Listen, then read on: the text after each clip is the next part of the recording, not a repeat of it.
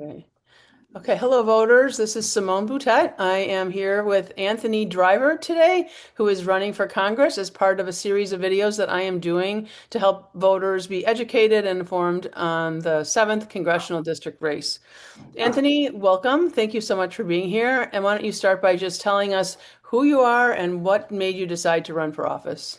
Yes, thank you for having me. I appreciate you putting this out there and having this platform. I am Anthony Driver Jr. I'm a labor leader, a commission president, and a lifelong resident of the 7th District. And I'm in this race because I want better for my community. I realized that after moving to Wisconsin for 5 months temporarily to help run operations for the Harris campaign, the Operation Swing State on behalf of the unions, and realizing that we were able to increase voter turnout, but we were still missing so many voters as a party, and it really frustrated me that people split their tickets. And I know that those same issues exist in Illinois. Having been a labor leader for the last 8 years of my life, having been a commission president, having worked on a number of different electoral legislative campaigns, that we still aren't doing enough. And wanting to unite this district, I believe that people want a fresh voice, but not just someone who's fresh, but also experienced and who knows how to build a broad coalition, a progressive coalition that can actually move the district forward in a better way. So that's why I'm in this race. Great. And so if you get elected, what will be your top priorities to address? First priority is to fight for universal health care. When it comes to affordability, the fact that people are having to go to the emergency room instead of going to see a primary care physician, that elderly patients are not able to easily access hearing aids, or folks like myself have to pay $30, $40 copays for an inhaler. I think is absolutely ridiculous. So fighting for universal health care will be top priority. Second priority would be a fighting for jobs, but not only jobs, but making sure that that our communities are affordable. Doing things like capping the cost of childcare at 7%, because now in our district it costs as much for childcare as many people are paying for rent, for mortgage. And third would be something that's also very near and dear to my heart as a person who's deeply been impacted by gun violence, is fighting to make sure that we have universal background checks, that we have red flag laws, that we stop the flow of guns that are coming into the state of Illinois from the state of Indiana. I am a public safety commissioner in Chicago. Very proud of the public safety work we've been able to do as far as getting our crime numbers down and our homicide specifically. But local government will only ever be able to tinker around the margins as long as you can drive to Indiana and buy as many guns and ammunition as you want and bring them back to the state of Illinois legally bought. So we have to pass that at the federal level. Those will be the three things that I would focus on day one. So let's talk about that gun. How do you envision that as a legislative matter? What's the change that you're looking for? Yeah, I believe it shouldn't be easier to get a license for a car where you have to drive a vehicle where you have to be retested, where you have to have background checks than it is to own a firearm. So I would support things like nationwide red flag laws, limits on the amount of ammunition you buy, making sure that ghost guns, that we pass legislation that is more harsh on ghost guns, and ensuring that every year, I think if you're a responsible gun owner, every year you should have to be submit a new, not a new application, but be background checked every single year to make sure that you are being responsible. For people who repeatedly lose firearms, that is creating an illicit market where people, as I mentioned, go to Indiana, come back, sell the guns for 4 times their value, and report them stolen. If you are a gun owner who continuously loses something that's that important and that dangerous, you should not be allowed to continue to own firearms in this country. So making sure that folks are responsible. I would support laws that come down harsh on the gun lobby. I don't think that people who work in certain industries should be able to influence our elections. The NRA being one of them, another being the health insurance industry. Yeah, for sure. So the other thing you mentioned is the cost of childcare, and from a union background, you probably support, minimum wage laws, and that it's a tension that I see. Also, having had my mother in her older years needing senior care, I know that those costs are a lot, but they're Yeah. also underpaid, right? Yeah. So how would you balance that tension? So it's interesting you say that. The first day that I was hired as a union organizer, the first two campaigns that I was given was the Child Care for All campaign and the Fight for 15. I believe those two things actually work together, and they're not oppositional to one another. The key is capping the cost of childcare. The federal government has to step in and subsidize it. During the pandemic, 40% of childcare centers in the state of Illinois closed, which created this big demand, and childcare costs skyrocketed. The other issue is that childcare providers don't have to have the same, they have to have the same degrees and requirements as teachers, but they make 30% less. So ensuring that the federal government steps in and says that childcare should be cost capped at the rate of 7% of a household income, and the federal government should be subsidizing the rest of it for people who are low income earners. And the other thing is the reason why it's so expensive is not only that we did cap the cost, but the other piece is that wages are too low. People have to make more money. We have to put more money back in people's pockets so that they can afford childcare. So I think it's a dual pronged strategy, and I don't think it's oppositional at all. Great. So the other thing that you mentioned was healthcare, of course. It's on the Yep. minds of everybody as we're worrying about the subsidies being eliminated. What kind of legislation or what changes would you be looking for? Yeah, so the first step is insulating our communities and fighting back against the cuts that have already been made, which is something that I've been on the front line of. We took over 200 people to DC for a rally and lobby day to push back against those Medicaid cuts. So step one, insulate our communities, make sure that they're informed, make sure that the state government is stepping up to fill that void. The second piece of that is pushing back against the cuts. But the third piece of that is we have to remember what our North Star is. Our North Star is not just restoring Medicaid cuts. It's not just going back to the Affordable Care Act. It is passing universal health care. And one thing that's healthcare related, but it's not exactly healthcare, that I think will get us to that point is banning anyone in the health insurance industry from donating to political campaigns. Our politicians are bought and paid for. I've seen it firsthand.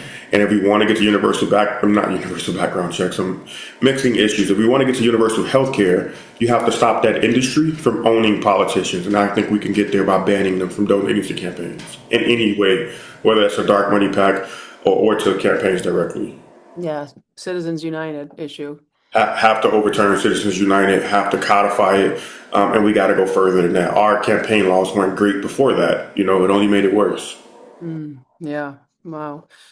So you are going to be taking on a district that is oddly shaped, as you Yep. know, and contains a lot of different constituencies. We have this where I am, Oak Park River Forest area. We have, the Loop, and then we have the West Side, and we have Englewood, and we Yep. have Chinatown, right? So how do you go about representing such a diverse district?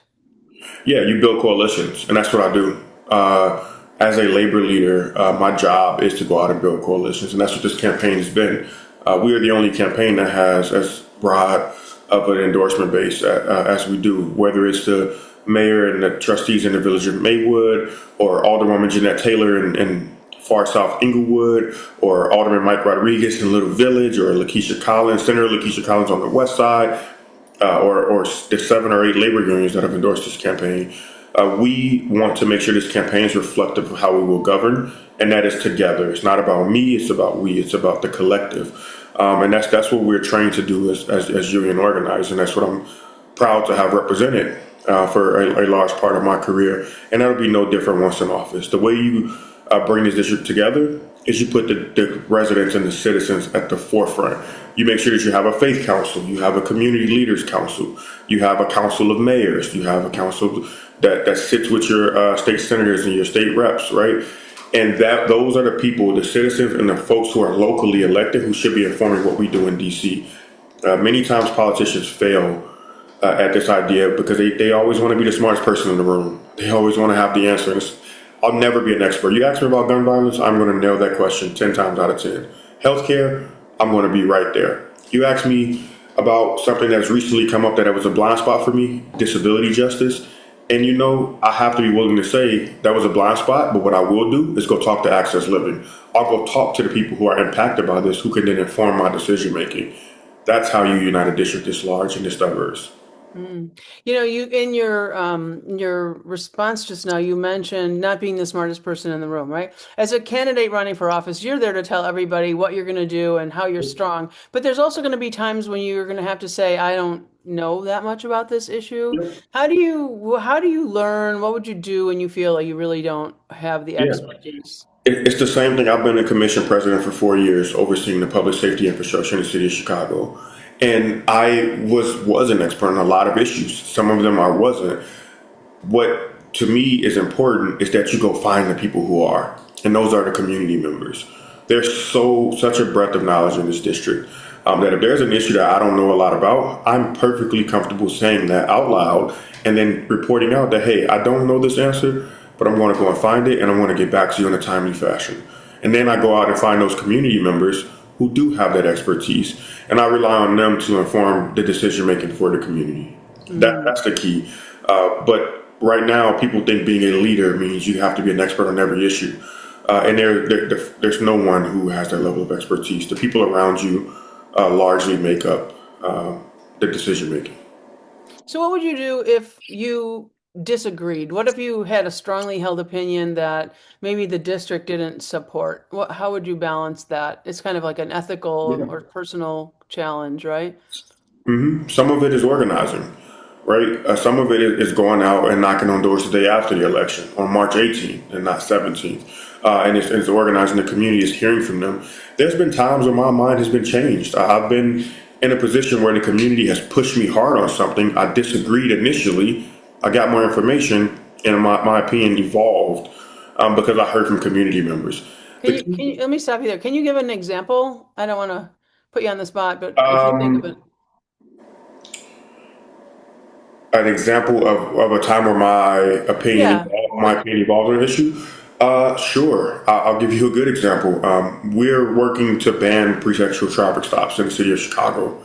And one of those things that police pull you over for frequently, that many people, myself included, think is discriminatory, is if you have one tail light out on during the daylight hours. For me, my initial thought was, who cares? One tail light is out, the daylight you can see clearly in the daytime. We should ban the police department from pulling people over for this. Now, I was looking at it from a justice-oriented lens in my own experience. There was a disability advocate who came out, and that group came out strong, saying, "Hey, there are people in our community who are visually impaired. We need both of those taillights working because to us that looks like a motorcycle, and if it's a a four-seater car or a sedan, we will run into that. And there's thousands of people in this community who are visually impaired. That was a blind spot for me. I had to go back to the activists and say, hey, look, I had this opinion at first. I was with you. I signed on to your letter. I was wrong, and I was blind to the fact that this impacts people who are visually impaired. I have to change my opinion on this. The key is having enough trust built up with the activist groups, with the people who are also pushing for change, to be able to have that relationship to say, hey, I was with you. I got this wrong. I know a little bit. I got a little bit more information now, and I'm going to change my vote on this. Police should be able to pull people over if they have both taillights out. Not because I want them stopping people, but because it impacts a community group that I didn't know a lot about. yeah. Let's pivot for a second to the topic of the chaos that we're living in, right? The Trump administration has such a level of chaos every day. It's something new. Luckily, today we find out that he's not going to take Greenland by Greenland. force, right? I mean, it's every day, right? What do you see your role or in making that better or go away? How Yeah. will you approach that? First thing is the Illinois congressional delegation has to start moving as a block. Right now, it's not, I would say it's completely individualistic, but you have individual congresspeople who have different stances on things. We are stronger together. Even if we are not there on every issue, on certain issues, we have to be in lockstep and we have to move as a block. That way, we are forced to 14 people who are a lot stronger to be reckoned with than Congressman Driver or Congressman Jackson or Congressman Davis, or three or four who gather and not the rest of the delegation. So that's the key. But also, once we have our spots secured and we're moving, we got to go flip some of those purple seats. That's the key. I'm willing to take this show on the road. I'm willing to put my own campaign money behind it. I'm willing to ask my union that I represent to support these other candidates. We have to take the House. That is the key. And the last thing is we have to bring people in. That is the most important thing. 30% is abysmal. It's disgusting. It's ridiculous that's the voter turnout in this district. Oh, It's wow. 30%. 750,000 people live in this district and 83,000 voted. Now, I'm not mad at the people. I'm mad at the people in power because we are failing. We are not going out to get those folks. We are not winning hearts and minds. And that's why it's not enough to be just another mediocre insider chasing a title politician. That's not going to get the job done. There's nobody who I look at in this race who a younger version of me would say, I will be inspired to go out and knock on doors for that candidate. I will vote for the first time for that candidate. I will give my little money that I have to that candidate. And that's a problem. And we become so content with just focusing on those 80,000 voters that we forget we got to bring the rest of the people in. And once you build that mass movement, that's how you make system change. That's how you raise wages. That's how you win universal health care. But we've just kind of gotten lulled to sleep in the midst of mediocrity. I'll go further and say to you that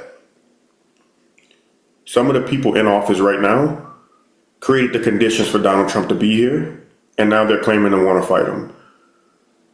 Like Donald Trump exists in large part because of the mediocrity of the Democratic Party. Hmm. And That's what I've been hearing. And people say a lot that the Democratic Party doesn't really have a brand or something that people buy into. Of course, being a Democrat, I feel like we have a lot of things that we care about, but it's I know what you're saying. That and that 30% number is, in my opinion, possibly just due to apathy. yes, I don't know if it's mediocrity or if it's just people are so defeated because they feel like they can't make it better. I do. I think it's apathy, and I also think it's mediocrity, right? Because voters are becoming apathetic because they don't believe in the people who are they're electing anymore. People come around during election season and lie. They get in office and don't stay true to their word. They promise the moon and the stars, and they can't even figure out how to get their camera off mute when they're on Zoom. Like think of like think about the folks who and you all have better representation, I would argue, in Oak Park, but there's some certain parts of this district where you only see the person when they're running for office, or in the case of one of our state rep seats, the last time that person had a primary opponent, I was 13 years old. Wow. Literally, the democratic system has created such the Democratic Party has created such a stronghold and what's the right word, a machine Mm, that you can't even make the ballot. There's mm, people in this race who got their petitions challenged, and I watched them day in and day in out at the farmers market, at the doors, knocking on doors, gathering signatures from their neighbor. And you got people who will challenge their petition signatures just because they want to waste their money and their time and kick them off the ballot or just discourage them from participating in democracy. mm. But those are the same people who will turn around and tell you, I'm fighting for you. Well, if you want to fight for me, give me a choice at the ballot. Yeah. Wow. So we have most Americans, I think 75%, who find that Congress is dysfunctional. And we also have a statistic from the Pew Research Center that 9% of Democrats have trust in government and 35% of Republicans have trust in government. How would you define that dysfunction and what would you say to the to that and problem and how could you help in that area? Who's my audience? Am I talking to the people who feel this way? The Democratic voters and the people of the seventh district? I need you to define that a little bit for me. Yeah, no, I'm really what I'm concerned about is I feel it, and I think a lot of people agree with me that Congress is just dysfunctional, right? It's they're not even addressing things. They don't meet. They argue so much that it seems like the battle is the whole job instead of getting things done for the people. Yes. And so there's just this huge lack of trust in Congress and lack of trust that Congress is there to actually make America better for the people. Yeah. So each of the people serving has some responsibility to figure out how to make that better because at least in my view, people that don't, if you don't trust the government, I mean, that's not democracy, right? You have to think that you voted for something in a system that works. Yes. I, Yeah. I I will say to those people and to you who feel that way that it's up to us to fix that. Even if we didn't even if we didn't participate in making the mess, we owe it to future generations to fix it. And we have an opportunity to do that, especially in the state of Illinois. There was a time in the 90s where the entire congressional delegation flipped. You got Bobby Rush, you got Danny Davis. I think Jan Schakowsky was in the 90s too, if I'm not mistaken. But our whole delegation flipped. We're at that point right now. The dysfunction in Congress, there's 6 seats up in Illinois. We can have a great representative in the 7th and the 2nd and the 9th and so on and so forth. And what is true, the 4th, the 5th? We have a chance to fix that right now. And not falling victim to pessimism, I think can help us get the job done. But yes, it is 100%, not 100%, sorry, it's up to the congressional delegation, the people who are in Congress, to also work to fix those issues, to stop focusing so much on campaigning, and actually roll up their sleeves and get the job done as far as governing. And that's going to take some hard work. Yeah. So, when you get elected, what do you think is going to be the hardest problem that you've heard to fix? I would say tackling healthcare reform, passing universal healthcare. And I think the biggest reason is corporations, is the insurance industry and the stronghold that they have on the United States Congress. You could barely get a word in. I mean, even if you look at this race right now, there are certain industries that have every single candidate scared to say their name or scared to mention them at all. And it's because they're either funding that person's campaign, or two, they've made it clear that if you go up against us, we will fund your opponent or we will go after you. So I was going to take someone who has courage and heart to fight back. And that's also why being people powered, coming from a union background, is important, because I know that I'm not alone. I know that when I go up against these industries, when they come after me, there's a base of people who got my back, and those folks want the same thing that I want. And I think that's how we can improve that. I think that'll be the toughest thing, is people have been talking about it for years, and it's never happened. Mm. So at the end of your term, of course, as a freshman in Congress, no one's expecting you to save the world in 2 years. But at the end of the term, how would you say that you would be, how should you be evaluated? How will the voters know that you were a success? I would say by the amount of money I was able to bring back to the districts, the coalition that we've been able to build together. And thirdly, I would say by the pieces of legislation that I've supported, or help either get across the finish line or advance. There's some pieces of legislation that we're not going to be able to move. But did we move the needle at all? Did we get closer to the goal? This is a long process, right? The Dr. King quote that I love is, "The moral arc of the universe bends towards justice." It's long, but it bends towards justice. I agree. And my motto is, I want to bend it just a little bit faster. Are we bending that moral arc faster? Are we bringing more people into the process? Are we actually building a winning coalition that can not only fortify the 7th district, but we're looking at other people's seats and how we can get them closer to our values to make sure our folks are good in the 7th. So in the crowded field that you have, I don't know if there's 16, 18, 13. 13 candidates. 13 What's the Democrats. one thing that you want voters to take away from this interview that they will remember you by? I would say that we are a progressive campaign that can win, that is built to win. We have support across the district. There is a number of establishment candidates who are funded by corporations and wealthy folks, and then there's a number of progressive candidates. And people look and they say, well, how do you choose between folks in this crowded field? First thing I would say to them is look at their history. There are people who have great ideas, and then there's people who have things that they've actually accomplished and are talking about what they're going to do going forward. That's the person who I am. I've led the fight for $15 minimum wage. I've eliminated our gang database in Chicago that was a racist and discriminatory tool. I've taken on ICE with that database already before they came to terrorize our communities. I've passed paid leave. I've helped lead the largest labor council in the Midwest. So I have a history of accomplishment, a track record of building large coalitions that can win. But also I have the values of a working class person who has a mother who struggled with healthcare, who's lost 22 friends to gun violence, friends and family members to gun violence. And so my lived experience is what drives me. I like to say that the people who have been closest to the pain have to be closest to the promise and to the power. And that's what this campaign is about. So we're building a coalition that can win. And I'm asking for folks' support. I'm not asking for support. I'm not asking for an endorsement. I'm asking for your partnership. That's what I think is going to take to get this done. Is partnership with community, and that's what I want folks to know. I've gotten things done. This is a progressive campaign that can win, but I can't win without you. We can't win without you.